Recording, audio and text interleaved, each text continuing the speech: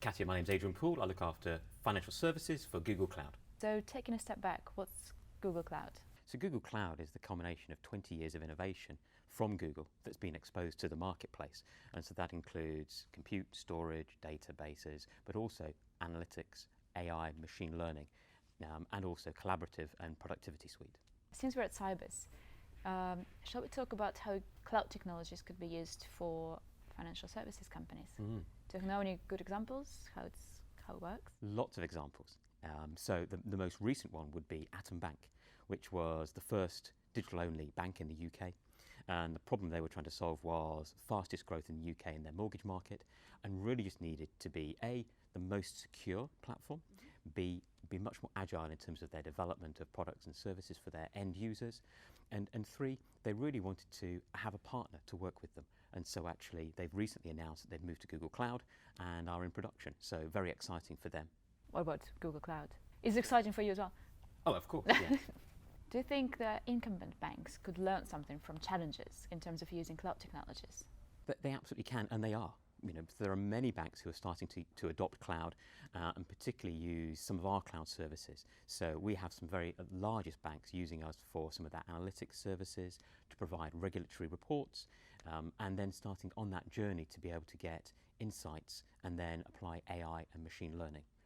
Katia, I think we're moving into an age of assistance, and this is particularly where fintechs are, but also incumbent banks are looking at it as well, which is how do I provide services that are anticipating what my clients are needing and being able to be there at that moment to provide that service to them. So you generally think it's possible for incumbents and legacy banks to adapt to the changing regulation, innovation, the changing market? Financial services have always been known for being innovative, from the earliest ticker tape innovations to the invention of the ATM, the automated teller machine. And of course, there's been a huge slew of regulations since the crisis, which banks have been working through. But they're now experts at actually adopting and changing. And actually now, and as an example, I have a consortium of banks that came together to solve for MiFID II. But actually, once they'd got that regulatory system up and running, they were then looking to see how they could generate alpha from using some of that data that had been made publicly available. So they are definitely going to be innovating and using some of our technology for that. Amazing. So the few things I keep hearing here are data and the use of data and open banking and APIs, things like this. So what do you think are the challenges for financial services companies that the technology can help them overcome?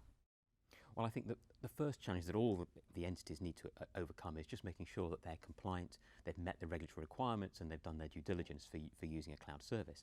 But actually what it allows people to do is, if you're a fintech, and developers love to use Google Cloud because of the time to value, the speed with which they can build and get something into production, but then also expand overseas. So Go Cardless are one of our clients. They provide direct debit services. They're already in eight countries, and they've just launched in America. And so for us and for them, that's very exciting news. And it's that ability to expand across borders. Now, of course, Go Cardless have got to be compliant in America, and they've worked hard to do that.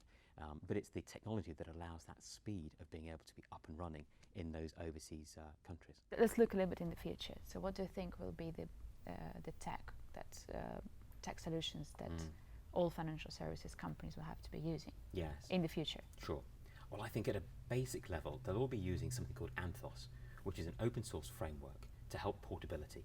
And that gives them an important tick in the box for regulators. But actually, when it comes to adding business value, it's about actually how do you improve that pipeline of code and software and product development, and then actually how do you get better analytics to eventually start building AI and machine learning into everything you're doing. And I think from open banking, actually, I think about it more broadly, because actually APIs are incredibly important to the economy. I think they're the ways that actually entities will be able to start helping people in we call them the key moments in their life. In this age of assistance, there are key transactions that people want to do, and actually we don't really want to take a mortgage out. What we want to do is buy a home. And so actually I think the successors will be those that are able to build in those important moments and make that as seamless for our end users. Since we're at Sibos now, what are your plans for this particular Sibos? Yes, well, this is a very exciting one. Being in London, I think it's probably going to be the largest Sibos ever. And actually, we've got a very exciting stand, because what we decided to do was focus on what our partners have been building with us. And so we've been having them come and present in an open theatre. So we've had Contexa, which is a firm that's it's a fintech that's fighting financial crime with an amazing entity analytics solution. We've had GFT, another partner, working with some of their payment solutions. We've had a firm called Quantify talking about contact center AI. And so that's really looking at things like how chatbots can be used, and then how you start taking a voice call and then doing voice to text to get sentiment analysis from that. And also doing important things. So if clients overshare or put important data such as national insurance numbers or social security numbers into the chat, our data loss prevention technology will just remove that immediately. So it's really important and very exciting time on our stand.